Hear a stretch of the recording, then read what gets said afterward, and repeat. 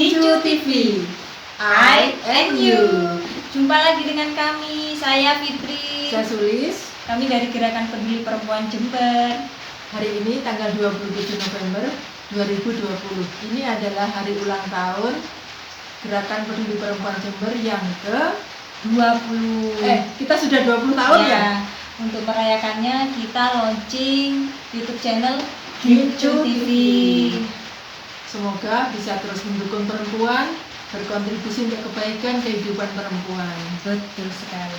Gerakan Peduli Perempuan mempunyai gerak di bidang pendidikan untuk perempuan, yaitu berupa penyebaran informasi-informasi untuk kemudahan serta mendukung perempuan.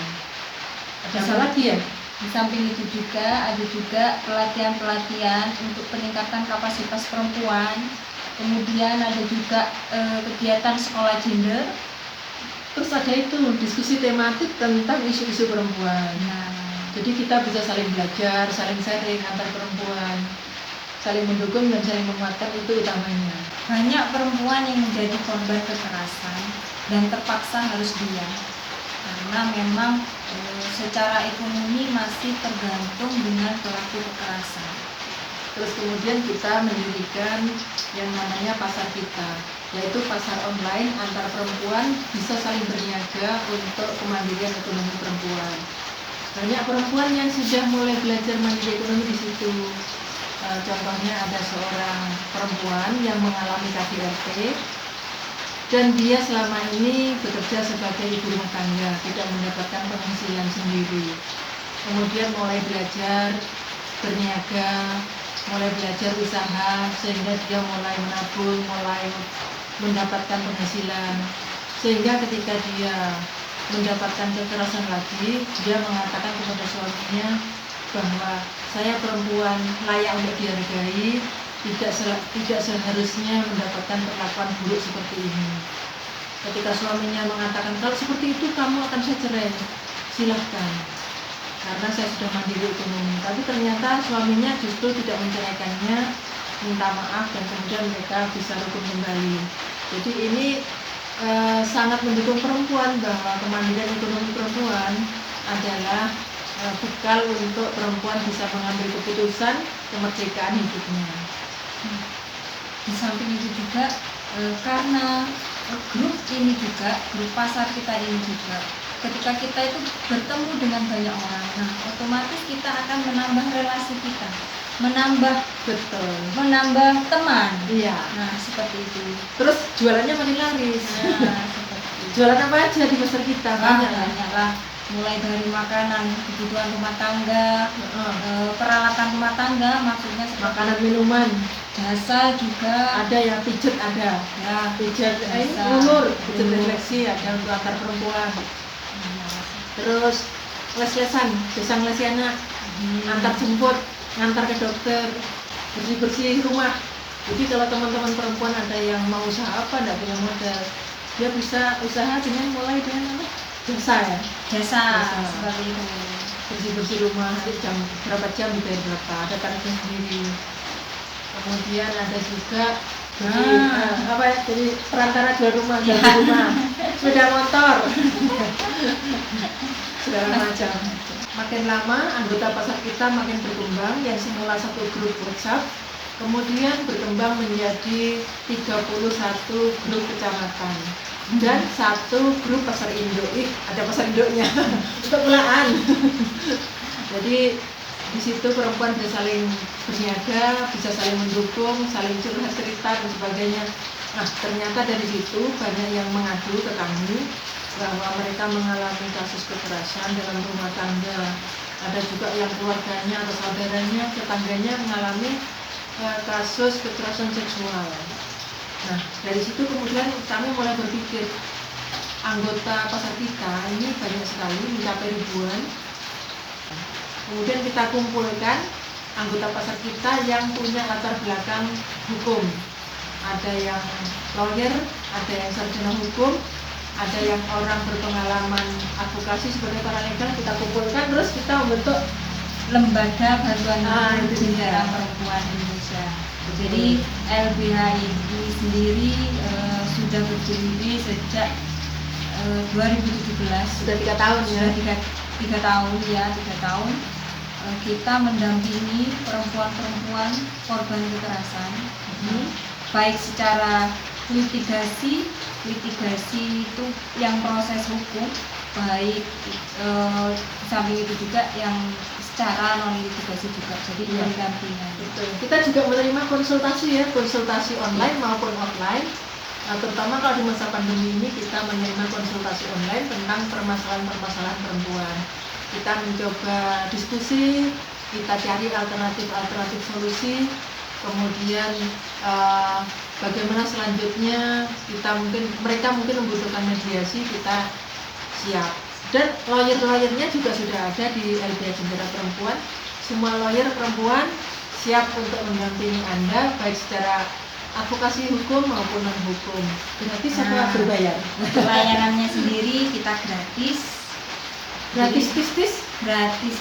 Nggak bayar? Tidak bayar. Semua untuk perempuan ya? Memang tujuannya itu kita dukung perempuan, kita juga dukung untuk penghapusan kekerasan terhadap perempuan. Betul. Jadi para lawyer ini, para legal ya, itu semuanya biasa bekerja di bidang hukum, kemudian biasa mendampingi kasus-kasus hukum, memberi konsultasi dan sebagainya. Mereka meluangkan waktunya untuk berbagi dengan sesama perempuan, menjadi donasi untuk kemajuan bersama, sehingga rela walaupun tidak dibayar. Yang penting kita semuanya bahagia, kita semuanya bisa menjalani hidup dengan lebih baik. Kalau di masa pandemi ini banyak di rumah, gabut nggak sih? Oh jelas dong. Jelas. Pandemi itu sangat-sangat berdampak bagi kondisi perempuan. Jadi terutama mereka yang jadi ibu rumah tangga.